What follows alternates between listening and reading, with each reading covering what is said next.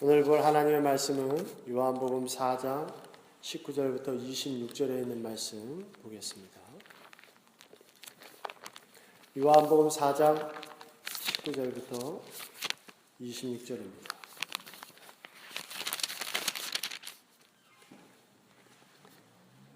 요한복음 4장 19절부터 26절입니다.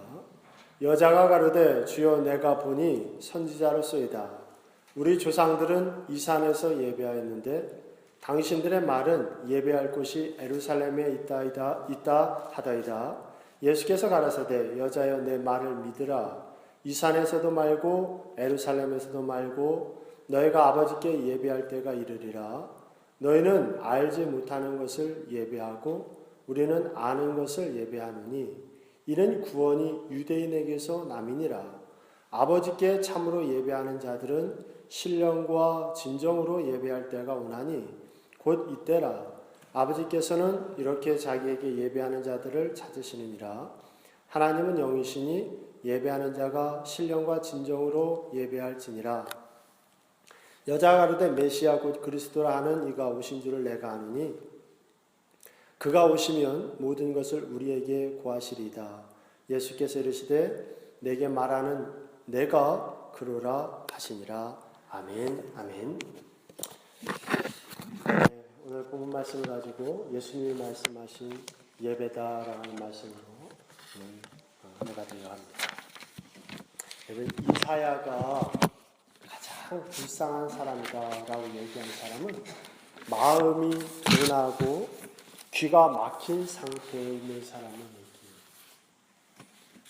가장 불쌍한 사람은 마음이 둔하고 귀가 막힌 상태. 영어로 어처구니 없다, 어리석다, 우스꽝스럽다라고 하는 단어의 시작도 라틴어 사도스라고 하는 데서 시작됐대요. 그런데 이 라틴어 사도스의 뜻이 뭐냐면 귀머거리예요.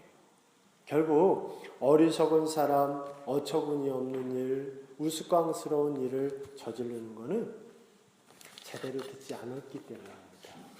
여러분, 오늘 하나님의 말씀은 여러분들이 특별히 아주 신경 써서 잘 들으시기 바랍니다. 오늘 말씀은 믿는 여러분들이 굉장히 중요하게 생각해야 되는 말씀입니다. 오늘 본문 말씀만 여러분들이 잘 이해를 하면 이단에 빠지지 않습니다. 왜냐하면 오늘 본문 말씀은 예수님이 예배라는 것은 무엇인지에 대해서 말씀해 주는 거예요. 오늘 본문 말씀을 여러분들이 아주 신경을 써서 긴장을 해서 잘 들으시기 바랍니다. 그래야 여러분들이 온전한 예배를 드리고 온전한 예배를 드린 사람만이 구원받고 온전한 예배를 드린 사람이 구원받음을 통해 하나님이 주시는 영원한 곳에 들어갈 수 있습니다. 엉뚱한 곳에 가서 예배를 드리면 하나님에게 갈 수가 없어요. 여러분들이 오늘 예수님이 말씀하신 이 예배를 여러분들이 집중해서 잘 들으시고 잘못된 신앙에 빠지거나 잘못된 예배를 드리는 여러분들 되지 않기를 주님의 간절히 부탁드립니다. 3000년 전에 솔로몬이 죽었지요. 이 솔로몬 왕이 죽고 난 다음에 아들 르호보암이 아버지의 왕위를 이어서 왕이 됩니다. 그런데 그가 왕이 되고 난 다음에 부족해요. 부족해서 이 르호보암의 부족함 때문에 여로보암이라고 하는 사람이 쿠데타를 일으켜서 이스라엘이라고 하는 나라가 우리 대한민국처럼 남쪽과 북쪽으로 나누어집니다. 그래서 이스라엘에는 12지파가 있는데 이 12지파 중에 10지파가 북쪽에 모여요. 그리고 그 북쪽의 나라를 이스라엘이라고 얘기를 합니다. 이제 12개 중에 10개가 북쪽에 모여서 이스라엘이라는 나라를 만들었으니까 당연히 남아있는 족속은 두 족속이겠지요. 남아있는 두 개의 족속, 유다 지파와 베냐민이라고 하는 두 지파가 모여서 남쪽의 나라를 만듭니다. 이 남쪽에 만드는 나라를 유다라고 그럽니다. 그러니까 이스라엘은 북쪽이 이스라엘, 남쪽이 유다라고 하는 나라로 두 개의 나라로 나누어진 거지요. 이 북쪽의 이스라엘 왕이 된 여로보암은 남쪽 유다보다도 지파도 10대 2고 땅도 넓고요. 백성들도 많았어. 뭐로 비교를 해도 남쪽 유다보다 훨씬 모든 게 많고 풍족했습니다. 그런데 그에게는 아주 심각한 고민 하나가 생깁니다. 무슨 고민이 생기냐면 남쪽 사람이든 북쪽 사람이든 상관없이 이스라엘의 명절이 돼서 예배를 드리게 되면은 다 남쪽 유다의 수도인 예루살렘에 가서 예루살렘에 있는 성전에 가고 예배를 드리는 거예요. 이 북쪽에 있는 사람들이 다 절기를 맞아서 남쪽에 가서 예배를 드리는 그런 모습을 이 여로보암이 보았을 때에 이스라엘의 안정을 위협하는 아주 가장 큰 요소로 그는 봐요. 이 북쪽 사람들이 남쪽에 가서 남쪽 사람들과 자꾸 어울리다 보면 내가 하나님이 세운 왕의 피를 이어받은 그런 사람이 아니라는 게 알려질 것 같아요. 이 북쪽 이스라엘이라고 하는 나라가 하나님의 정통성을 이어받은 민족이 아니라는 것이 드러날 것만 같아요. 그래서 그는 남쪽을 향한 그 국경을 막아버려요. 그리고 이 사마리아 옆에 있는 그리심이라고 하는 산에다가 산당을 짓고 그곳에서 예배드리게 합니다. 그러면서 그 산당에서 예배드리는 것만이 진짜 예배라고 그래요. 뭔가 근거가 있어야 되잖아요. 그러니까 모세오경, 창세기, 출애굽기, 레위기, 민수기, 신명기만 진짜 성경이라고 그들에게 가르치면서 이 창세기, 출애굽기, 민수기, 신명기, 창세기, 출애굽기, 레위기, 민수기, 신명기, 이 모세오경 이 중심에 서 있는 사람들, 아브라함과 이삭과 야곱이 예배드렸던 곳이 바로 이 사마리아 옆에 있는 그리심 산이다. 그러니 이 그리심 산에서 예배드리는 것이 진짜 예배라고 그들을 가리킵니다. 이렇게 자기 욕심 때문에 하나님의 말씀을 갖다가 토막을 내고요. 그리고 예배를 갖다가 변질시켜갖고 예배를 드리다 보니까 하나님과의 관계가 당연히 온전하게 맺어지지 않게 되겠지요. 하나님과의 관계가 온전하게 유지가 되지 않으니까 하나님의 말씀을 제대로 모르고 하나님께 온전한 예배를 드리지 않게 되니까 당연히 이 이스라엘 백성들의 그 신앙이 잘못돼 버리죠. 그러니까 이스라엘 백성들도 잘못된 삶을 살지만 이스라엘을 온전하게 이끌어야 될 이스라엘 왕들도 변질된 죄악의 삶 속에서 살게 돼요. 이런 삶이 수천 년 동안 유지되어 온 겁니다. 이 그릇된 예배의 모습과 전통이 예수님 때까지 이어져서 사마리아에 내려와요. 그때 하나님 아들 예수님께서 사마리아의 땅 수가성에서 비참한 인생을 살고 있는 이 여인에게 나타나신 겁니다. 그리고 이 여인과 만나서 이야기를 하죠. 그리고 드디어 이 여인은 예수님을 만남을 통해서 진짜 기쁨이 뭔지, 진짜 자유가 뭔지 깨닫게 돼요. 너무 기쁘고 이 예배를 통해서 진정한 생명이 무엇인지를 느끼고 나니까 이 사마리아 여인이 예수님한테 물어보기 시작합니다. 뭐에 대해서 물어봅니까? 예배에 대해서 물어봐요. 여러분, 예수님을 만난 사람에게 생기는 첫 번째 궁금증은 예배해야 됩니다. 여러분들이 정말 예수님을 만나고 여러분들의 성령님이 여러분들 안에 있다면 예배에 대한 목마름이 여러분들에게 있으셔야 돼요. 어떻게 하면 더 하나님께 온전한 예배를 드릴 수 있을까? 여러분들이 몸부림쳐야 됩니다. 이 여인도 예수님을 만나고 나니까 예배에 대한 목마름이 생기기 시작해요. 그래서 예수님한테 물어보지요. 20절 봅니다. 20절 우리 같이 있습니다. 우리 조상들은 이 산에서 예배하였는데 당신들의 말은 예배할 곳이 예루살렘에 있다 하더이다 그랬어요. 어느 곳에서 예배를 드리는 것이 옳습니까? 라고 물어보는 거지요. 여러분들 생각에는 어떤 것이 옳을 것 같습니까? 성전이 있는 예루살렘에서 예배를 드려야 된다고 하는 그 남쪽 유다 사람들 말이 맞는 것 같습니까? 아니면 북쪽 사람들이 얘기하는 아브라함과 이삭과 야곱이 예배드렸던 그리심산에서 예배드리는 게 맞는 것 같습니까? 대다수 사람들은 그렇게 얘기하겠지요. 성전에서 예배드려야 됩니다. 또 어떤 사람들은 그리심산에서 예배드려야 됩니다. 그렇게 얘기를 할 거예요.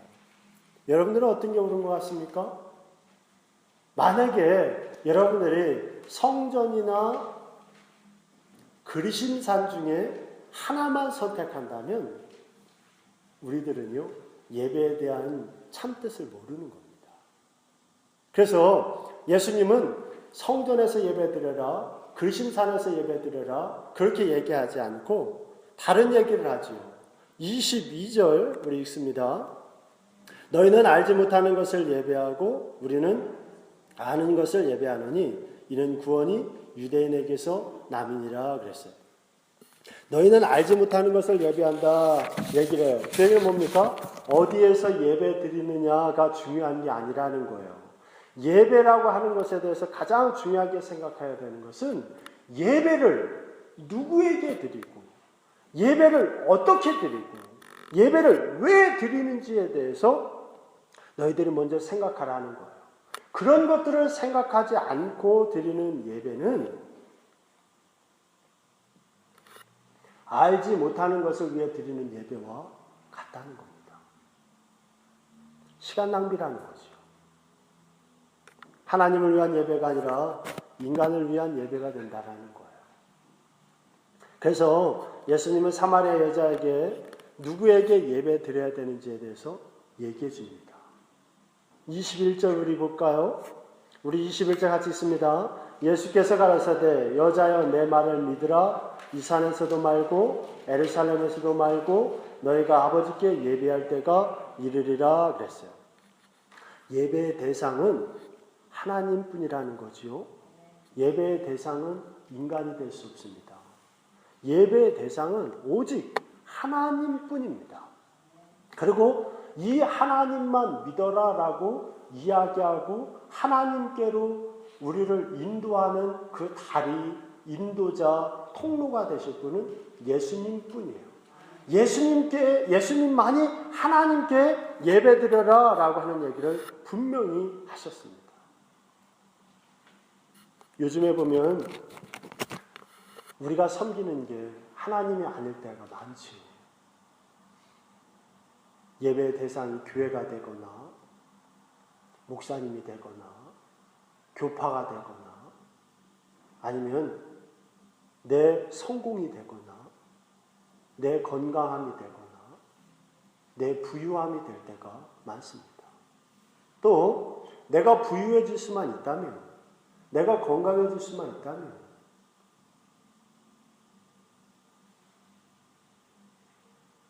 나를 인도하는 사람이 예수님이 아니어도 된다고 생각하는 사람들이 많이 있죠. 만에 하나 여러분들이 하나님께 가는 그 길의 중간에 여러분을 인도하는 사람이 예수님이 아닌 다른 사람이라면 그건 무조건 잘못된 겁니다. 이단들을 한번 보세요. 예수님의 자리에 누가 섭니까? 이단들의 교주가 서죠. 또 이단들의 교주가 아니어도 많은 교인들이 예수님이 말씀하신 말씀에 순종해서 하나님을 만나려고 그러는 게 아니라 내 경험으로 예수님을 만나려고 그래요. 내가 체험한 걸로 예수님을 만나려고 그래요. 그게 아니면 아니라고. 심한 경우에는 목사님들이 설교하는 그 내용 중에서 자기가 들었던 내용과 조금만 다른 것을 이야기해도 목사님이 틀렸다고 얘기해요. 나는 그렇게 듣지 않았다는 거예요. 여러분, 이거는 온전한 예배가 아닌 겁니다. 여러분들이 예배 드려야 될 사람은 오직 하나님뿐이에요. 세상에 어떤 권세와 기적과 능력을 가진 사람도 예배의 대상이 될 수는 없습니다. 그리고 그 예배의 대상을 인도하는 사람은 오직 예수님만 돼야 됩니다. 절대로 기적과 권세를 일으키는 사람들의 모습을 보고 그들이 예수인 것처럼 여러분들이 착각하셔서는 안 됩니다. 또한 하나님께 예배드릴 때 예배드리는 사람의 자세에 대해서도 예수님이 얘기하지요. 24절 우리 읽습니다. 하나님은 영이시니 예배하는 자가 신령과 진정으로 예배할지니라 그랬습니다. 신령이라고 하는 말은 말 그대로 성스러운 영을 얘기하고, 진정이라고 하는 것은 내 마음에 다른 생각과 다른 모습이 전혀 없는 아주 깨끗한 마음, 중심, 엑기스를 얘기합니다. 여러분들이 하나님께 예배드리는 것은 어떻게 예배를 드려야 되냐면 영으로, 여러분들의 영으로 어떤 생각과 어떤 욕심도 빠져있는 진실한 마음으로 하나님께 예배를 드려야 돼요. 그러면 진실한 마음이라는 건 뭐겠습니까? 예배라고 하는 것 자체는 하나님을 높여드리는 건데, 이 예배를 드리는 우리들의 자세를 얘기할 때 경배한다 그래요. 경배라고 하는 얘기는 엎드려서 최고로 높여드리는 행위를 갖다가 경배라고 합니다. 감히 쳐다보기도 어려운 모습으로 그 사람 앞에 내 자신을 낮추는 것을 얘기해요. 예배를 여러분들이 하나님께 드리려면 여러분들은 하나님 앞에 차마 하나님을 제대로 쳐다볼 수도 없는 그런 경건한 마음으로, 그런 깨끗한 마음으로 하나님 앞에 여러분들이 쓰셔야 됩니다. 예배가 1년에 100번이 있든 200번이 있든 300번이 있든 400번이 있든 1000번이 있든 2000번이 있든 하나님 앞에 설 때 여러분들의 마음은 두렵고 떨린 마음으로 그 자리에 서야 되는 겁니다. 그렇지 않으면 여러분들은 온전한 예배를 드리는 게 아닌 겁니다. 예수님께서는 지금 이 사마리아 여자에게 이 얘기를 하고 계시는 거예요. 어디에서 예배를 드리냐가 중요한 게 아니라 진짜 하나님을 만나고 싶고 하나님이 나에게 모든 것을 준 것을 인정하는 마음으로 최고로 너희들은 겸손해지고 낮아진 모습으로 하나님을 높이는 마음으로 하나님께 예배 드렸니? 물어보시는 거예요. 여러분들은 하나님께 예배 드릴 때 내가 예배 드리는 이 시간만큼은 최고의 정성과 최고의 컨디션과 최고의 재물을 가지고 하나님을 만났다고 이야기할 수 있습니까? 그런 여러분들의 모습이 있어야 됩니다. 그게 예배라는 거예요. 그런데 여러분, 여기에서 문제가 하나 생기지요. 죄로 타락한 인간은 하나님과의 관계가 끊어졌어요. 그러니까 하나님은 거룩한데 우리는 더러우니까 거룩한 하나님과 더러운 우리가 같이 있을 수가 없어요. 하나님은 거룩하시고 선하시니까 거룩하고 선하신 하나님과 우리가 같이 있을 수 없어서 관계가 끊어졌는데, 이 끊어짐으로 인해서 하나님에게서 흘러내려오는 생명이나 하나님에게서 내려오는 그 기쁨이 나한테 전달되지 않으니까 우리는 슬프고 외롭고 그리고 죄와 죽음에 놓여 있게 된 거지요. 만약에 하나님과의 관계가 회복되게 된다면 하나님에게서 나오는 그 생명, 하나님에게서 나오는 건강함, 하나님에게서 나오는 물질, 하나님에게서 내려오는 그 형통함과 기쁨이 우리들에게 내려올 텐데, 죄 때문에 하나님과 나의 관계가 끊어졌어요. 그러면 여러분, 이거를 회복하려면 어떻게 해야 됩니까? 하나님과 붙으면 되죠. 근데 붙을 수가 없어요. 왜요? 죄 때문에. 죄라고 하는 것은 우리들이 하나님에게 붙는 것을 갖다가 붙지 못하게 하는 꼭 장애물과 같아요. 봉투 같아요. 막아버리는 거. 딴 이야기지만 제가 요즘 설교하는 거를 방송에다 올립니다. 근데 제가 얼마나 미련한지 이 목소리가 잘 나오지를 않아서 우리 집사님이 전화기를 이렇게 주시면서 목사님 전화기다 녹음을 하시면 제가 그 소리를 유튜브에 올릴 때 소리를 입혀서 올리겠습니다. 그래서 제가 하는데요. 이게 자꾸만 중간에 지워져 서버려요. 1분도 녹음이 되고 또 뭐 몇 분 녹음되고 그래요. 그러니까 오늘 집사님이 저한테 그러는 목사님 녹음기를 누르시고요. 이 뚜껑을 닫아버리세요. 그러면 목사님이 이 책을 넘길 때 건드려서 이게 녹음되는 게 스탑되지 않을 거예요. 그래서 제가 지금 녹음기를 누르고 이렇게 뚜껑을 닫아버렸어요. 이 뚜껑을 닫아서 제가 눌리지 못하면 이게 스탑이 안 되는 거지요. 똑같습니다. 하나님과 저희들이 연결이 돼야 되는데 우리들의 사이에 이 뚜껑처럼 우리들의 죄가 막아버렸어요. 그래서 하나님에서 흘러내려오는 생명이나 기쁨이 나한테 흘러내려오지 못해요. 이걸 갖다가 씻기 위해서 구약에는 어떤 일을 했냐면 짐승을 잡아서 하나님께 바쳤습니다.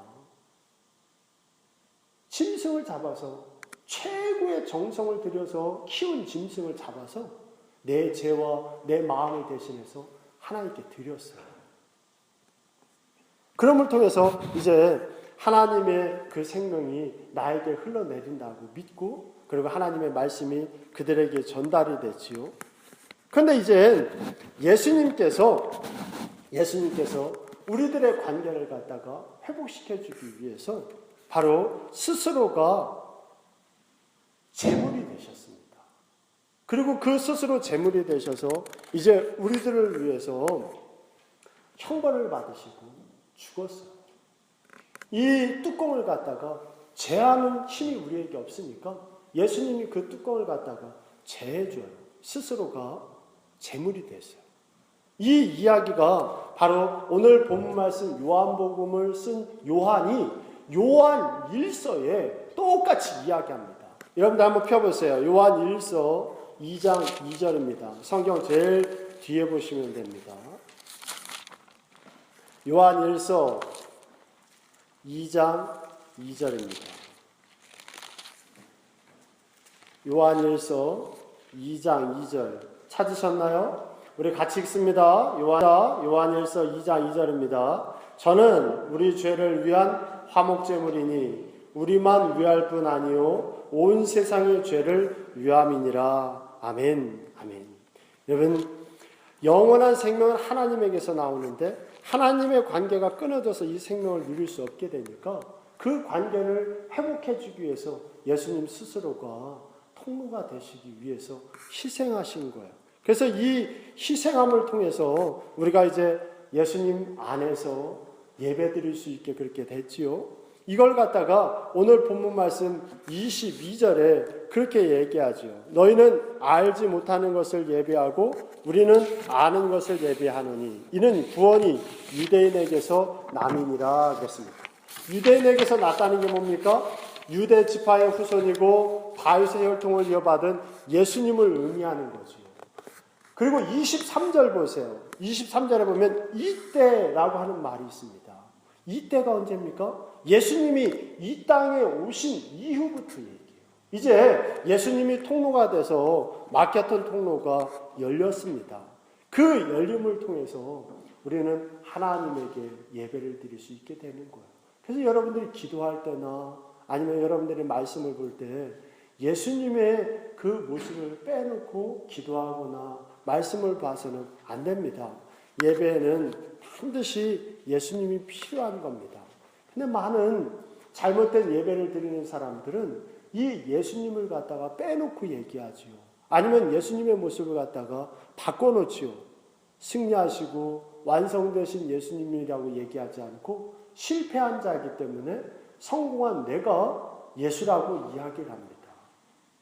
그러면서 하나님만 얘기하고 예수님을 이야기하지 않는 많은 사람들이 있어요. 여러분, 이거는 하나님을 모르는 겁니다. 요한 1서 2장 23절 여러분들 같이 읽으세요. 요한 1서 2장 23절 피우시죠. 요한 1서 2장 23절 우리 같이 읽습니다. 아들을 부인하는 자에게는 또한 아버지가 없으되 아들을 시인하는 자에게는 아버지도 있느니라. 여러분, 아버지는 누구예요? 하나님이고 아들은 예수님이에요. 여러분, 기적을 보지 마세요. 여러분들 주위에 있는 이단들이 얼마나 많은 기적과 이적과 놀라운 일을 행합니까? 그런데 여러분, 그것들 보지 마세요. 그걸 보지 말고 그들이 예수님을 얘기하는지를 보세요. 예수님이 하나님과 자기를 연결하는 다리인 것을 얘기하는지를 여러분들이 보셔야 돼요. 만에 하나 예수님을 빼고 하나님을 얘기하는 자들은 하나님이 없는 겁니다. 요한일서 2장 23절에 있는 것처럼 바로 하나님을 빼놓고 얘기하는 자들은 예배를 드리지 못하는 거예요. 그래서 바로 22절에 예수님이 유대인에게서 이 예배 드리는 것이 나온다. 바로 나 예수를 통해 온전한 예배를 드릴 수 있는 거다라고 이야기를 하고 있는 겁니다. 그리고 이제 예수님은 장소에 대해서 이야기하죠. 21절 우리가 있습니다. 여자여 내 말을 믿으라. 이 산에서도 말고 예루살렘에서도 말고 너희가 아버지께 예배할 때가 이르리라 그랬습니다. 예수님이 말씀하시는 예배의 장소는 사마리아도 예루살렘도 아닙니다. 살아계신 하나님을 향한 예배는 특정한 공간에 국한되지 않는다는 거지요. 모든 장소에서 구별 없이 하나님은 예배드릴 수 있다라는 거예요. 예배를 특정 장소에 묶어 두려고 하는 사람이 있다면 그 사람은 오늘 본 말씀에 예수님이 말씀하신 것처럼 알지 못하는 것을 예배하는 그런 사람에 불과합니다.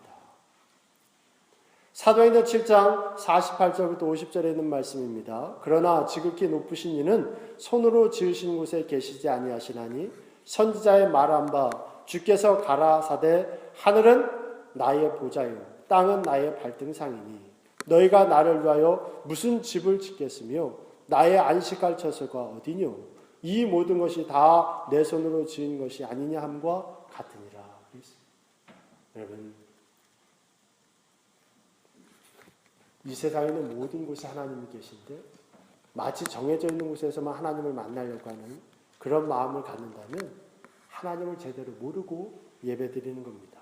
그런데 이런 말을 하게 되면 여러분들의 마음에 그런 마음이 들지요.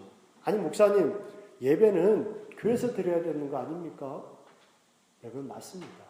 그런데 왜 이런 이야기를 하겠습니까? 꼭 교회에 나가서 예배를 드려야 되는가라고 하는 그런 질문에 대해서 루즈벨트라고 하는 미국의 대통령이 이야기한 말이 있습니다. 이렇게 얘기해요. 여러분, 하나님은 영이시기 때문에 어느 장소에서나 하나님을 예배할 수 있고 어떤 시간에도 하나님을 예배할 수 있습니다. 그러나 그것은 한 조건이 충족되어야 합니다. 당신이 어느 장소에서나 하나님을 예배하는 자가 되려면 특정한 시간인 주일날, 특정한 장소인 교회에서 먼저 예배드리는 사람이 될 때만이 그것이 가능합니다. 그랬어요. 여러분, 뭔 소리입니까? 정해놓은 시간에, 정해놓은 장소에서도 예배드리지 못하고 말씀 보지 못하고 찬양하지 않는 자가 아무 때나 예배드리고 아무 때나 기도하고 아무 때나 하나님 만난다고요? 여러분, 그런 거짓말이 어디 있습니까? 예배드리고자 모여있는 사람들 안에 들어와 있으면서도 하나님 마음에 합한 예배를 못 드리는 자가 모여있지도 않은 사람들 속에 있으면서 예배를 드린다고요? 눈에 보이는 내 이웃도 사랑하지 못하는 자가 눈에 보이지 않는 하나님을 사랑한다고요? 여러분, 지금 사순절입니다. 우리는 365일 중에 10분의 1인 40일만이라도 예수님을 생각하고자 날을 정했습니다. 그리고 그 40일 동안만이라도 하나님의 기뻐하는 삶을 살자고 말씀을 여러분들에게 나눠드렸고 같이 기도하자고 그랬습니다. 여러분, 제가 나눠드린 사순절 동안 부활하고 간 말씀, 여러분들 보셨습니까? 기도하셨습니까? 그러면서 내가 가장 하나님을 잘 믿는 것처럼 우리는 생각을 해요. 겨우 그것도 못 지키면서 사순절 40일 동안도 하나님 앞에 온전하게 다른 삶을 살지 못하면서 내가 하나님을 가장 잘 섬기는 것처럼 그렇게 생각을 해요. 멀리 있는 이웃은 사랑한다고 얘기하면서 가까이 있는 내 가족, 나랑 같이 예배드리는 내 교인들, 그 사람들도 사랑하지 못하면서 멀리 있는 사람은 사랑한다고 얘기해요.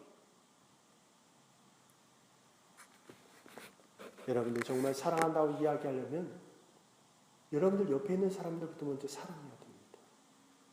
여러분들이 하나님을 잘 알려고 한다면 여러분들에게 정해져 있는 그 시간만큼만이라도 목숨을 걸고 예배드리고 정해져 있는 그 말씀의 분량만큼이라도 읽으려고 애쓰고 하나님이 얘기한 그 모습만큼만이라도 정직하고 성실하려고 애쓰는 여러분들이 돼야 되죠.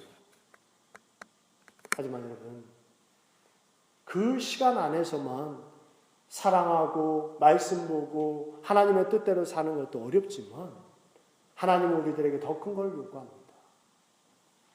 참된 그리스도인이라면, 참된 예배자라면 예배당 안에서뿐만 아니라 예배당 밖에서도 신령과 진정으로 예배드리는 사람이 되어야 된다고 얘기해요. 이 예배당은 학교와 같습니다. 여러분들이 이 예배당에서 하나님의 말씀을 배워요. 어떻게 해야 되는지 배웠으면 이제 여러분들이 살고 있는 그 삶의 터전에 나가서 여러분들이 실습하셔야 됩니다. 여러분들의 몸으로 직접 행해야 돼요. 본 거를 갖다가 여러분들이 듣고 본 걸 갖다가 행해야 됩니다. 그래서 예수님이 23절에 그렇게 얘기하죠. 아버지께 참으로 예배하는 자들은 신령과 진정으로 예배할 때가 오나니 곧 이때라. 아버지께서는 이렇게 자기에게 예배하는 자들을 찾으시느니라 그랬어요. 특별히 정해놓은 공간을 넘어서 내 삶 속에서 신령과 진정으로 예배드리는 사람들을 하나님이 찾으신대요. 왜 찾으시겠습니까? 우리가 지난주에도 봤던 것처럼 우리가 금요일날 봤던 말씀처럼 금요일날 철학 시간에 봤던 말씀처럼 사람의 몸은 세 가지로 되어 있습니다. 영과 혼과 육신입니다. 이걸 다른 얘기로 하면 영과 마음과 육체입니다. 영에 성령님이 들어가면 마음이 바뀌어요. 마음이 바뀌면 행동이 달라집니다. 우리가 예배를 드리면서 정말 정직한 사람의 눈으로 보이지 않는 그런 곳에서도 계시는 영인 하나님이 나랑 함께 있다라는 것을 알게 되면 마음이 바뀌게 되어 있어요. 마음이 바뀌면 여러분들의 행동이 달라집니다. 예배 드릴 때처럼 여러분들이 정직하고 성실하고 거룩해진 모습으로 여러분들이 바뀌게 되어 있어요. 그 바뀐 모습은 교회에서뿐만이 아니라 교회 나가서도 똑같아지는 겁니다. 그래서 예수님께서는 바로 예배를 신령과 진정으로 드리는 사람들은 밖에 나가서 삶을 살 때도 신령과 진정으로 삶을 살기 때문에 그 사람들의 삶을 통해서 하나님의 나라가 확대될 거라는 것을 이야기하고 있는 거예요.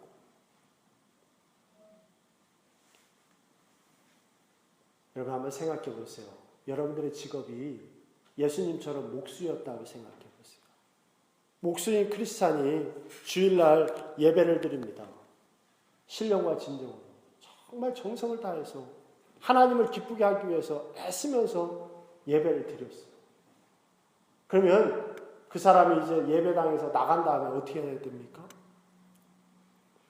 일주일 동안 예배 드리는 것 같은 마음으로 나무를 깎겠죠. 누구보다도 정성스럽게 최선을 다해서 목수의 일을 감당할 거예요. 그게 바로 진짜 크리스찬이고 그게 바로 진짜 예배라는 겁니다. 그렇기 때문에 이런 신령과 진정으로 예배드리는 자들은 죄 지을 수 없다고까지 얘기해요. 여러분들 다시 한번 찾아보세요. 요한일서 3장 5절부터 6절입니다. 요한일서 3장 5절부터 6절. 요한일서 3장 5절부터 6절입니다. 우리 같이 읽습니다. 그가 우리 죄를 없이 하려고 나타내신 바 된 것을 너희가 아나니 그에게는 죄가 없느니라. 그 안에 거하는 자마다 범죄하지 아니하나니 범죄하는 자마다 그를 보지도 못하였고 그를 알지도 못하였느니라. 아멘 아멘. 무슨 소리를 하는 거예요? 죄가 없으신 예수님이 우리들 안에 들어와 있으면 그 예수님이 들어와 있는 사람은 죄를 지을 수가 없대요. 여러분 이게 어떻게 말이 돼요? 인간이 다 죄를 짓는데. 이 얘기는 바로 그 얘기입니다. 예수님이 내 안에 들어와 있으면 어떤 죄를 질 때 내 안에 있는 예수님이 야, 그 죄 지면 안 되잖아. 얘기를 해서 그 죄를 짓지 못하도록 예수님이 막아준다는 거예요. 여러분들 은혜 받아보셨지요? 은혜 받으면 어떻게 됩니까? 예전에 은혜 받기 전에는 아무런 거리낌 없이 저질렀던 일이 싫어지잖아요. 남 욕하는 것도 싫어지고 불평하는 것도 싫어지고 예배드리는 건 좋아지고 힘들고 어렸던 삶이 기쁘게 받아들여지잖아요. 내 안에는 예수님 때문에 그렇지요. 그 예수님이 여러분들의 마음을 바꿨기 때문입니다. 여러분, 예배는 그렇게 중요합니다. 여러분들이 내리는 모든 결정이 하나님을 향한 예배가 되어야 됩니다. 여러분들이 나누는 모든 대화가 하나님께 드리는 기도와 찬양이 되어야 됩니다. 여러분들의 삶이 그렇게 되셔야 돼요. 여러분들이 하나님을 향해 지는 그 짐이 무거울수록 하나님이 여러분들에게 주는 상급도 커집니다. 이재철 목사님이 이 요한복음 강해를 하는 부분을 제가 보니까 거기에 그런 예화를 기록하셨더라고요. 어떤 집사님이 예전에 너무 가난해서 자기 딸을 갖다가 부모님한테 보냈대요. 자기 부모님한테 보내면서 쌀을 좀 얻어오라고. 그러니까 이 딸이 지게에다가 가마니를 올리고 어머니 집에 간 거예요. 어머니가 자기 아들하고 자기 손주들이 배가 고프다니까 얼마나 마음이 아프겠습니까? 그러니까 그 지게 위에는 가마에다가 쌀을 갖다가 막 부어줬어요. 이 아이가 오니까 어머니가 미안한 마음에 너 무겁지 않니? 물어보니까 이 딸내미가 그러더라는 거예요. 어머니, 내 등에 짊어지고 있는 가마니가 무거워질수록 가벼워지대요. 그렇게 얘기를 하대요. 여러분 무슨 소리인지 여러분들 아시겠습니까? 내 등에 짊어지고 있는 쌀 가마니에 쌀을 넣으면 넣을수록 더 가벼워지더래요. 이건 말이 안 되잖아요. 근데 왜 가벼워지겠습니까? 내 등에 짊어지고 있는 그 가마니에 쌀이 차면 찰수록 우리 식구들이 굶지 않아도 돼. 우리 식구들이 밥을 한 끼 더 먹을 수 있어. 라고 하는 생각을 갖게 되니까 무거운데 무거워지면 무거워질수록 마음이 가볍게 느껴지고 그 짊어진 게 가볍게 느껴진다는 거예요. 우리들의 신앙도 마찬가지입니다. 여러분들이 예배를 드리는 것처럼 여러분들의 삶을 산다는 게 얼마나 어렵습니까? 하지만 그 어려운 삶을 여러분들이 살 때에 여러분들이 받는 상급도 그만큼 커지는 거예요. 나는 짊어지기 싫어. 나는 이렇게 살 거야. 받을 상급도 없습니다. 하나님이 여러분들에게 아무것도 주지 않을 겁니다. 왜요? 여러분들이 하나님에게 가려고 하지 않았습니까? 여러분들 앞에 서 있는 예수님을 받아들려고 하지 않았습니까? 아무것도 받지 못할 거예요. 여러분들은 최선을 다해서 하나님께 예배드린 것으로 생각하겠지만 나중에 하나님께 가면 네가 도대체 누구냐라고 얘기하시고 사랑하는 성도 여러분, 이 사마리아 여자처럼 어디에서 있느냐만 따지지 마세요. 정말로 정성을 다해서 예배를 드렸나 생각해 보세요. 그리고 그 예배가 여러분들이 가장 사랑하는 자녀들이 봤을 때 부끄럽지 않은지, 여러분들이 제일 보여주기 싫은 사람이 여러분들의 모습을 봤을 때 부끄럽지 않은지 생각해 보십시오. 여러분들이 드린 그 정성과 여러분들이 드린 예물과 여러분들이 지금 드리고 있는 이 모습을 여러분들이 봤다면, 여러분들이 가장 아끼는 사람들이 봤다면, 아, 나도 저렇게 예배 드려야지 하겠는지, 아니면 우리 엄마 예배 잘 드린다고 그러더니 최고야. 우리 엄마 하나님을 최고로 사랑하라고 그러더니 하나님한테 드리는 게 겨우 이거야? 여러분, 그런다면 하나님한테 가서는 여러분들이 무슨 소리 하겠습니까? 예수님 앞에 갔을 때 부끄럽지 않은 마음으로 최고의 것을 드렸음을 자랑하는 여러분들이 되시기를 주님의 간절히 부탁드립니다. 기도하겠습니다. 하나님, 우리들이 여러 가지로 부족합니다. 주의 정도 몸이 연약하고 또 지혜가 부족합니다. 그럼에도 우리들에게 하나님의 귀한 말씀을 가르쳐 주시고 이해되게 하심을 감사합니다. 이들의 마음속에 하나님의 말씀이 온전히 들릴 수 있도록 성령님 역사하여 주시옵소서. 악한 마귀가 우리들의 마음에 하나님의 말씀이 들리지 못하도록 우리들의 마음을 불편하게 하고 우리들의 마음에 아버지 하나님 불평과 원망을 심어줄 때가 있습니다. 하나님, 그 모든 것을 넉넉하게 이기게 하시고 이제 하나님이 하신 말씀에 집중하여서 예배를 드릴 때나 예배가 끝난 후에 이 세상에 나갔을 때나 믿는 사람들을 만났을 때나 믿지 않는 사람을 만났을 때나 항상 동일한 마음으로 정직하고 순수하게 예수님의 모습과 같이 예수님을 따라 살아가는 주님의 종들 될 수 있도록 역사하여 주시옵소서. 아버지께서 함께해 주시고 축복해 주실 것을 믿사옵고 예수님의 이름으로 감사하며 기도합니다.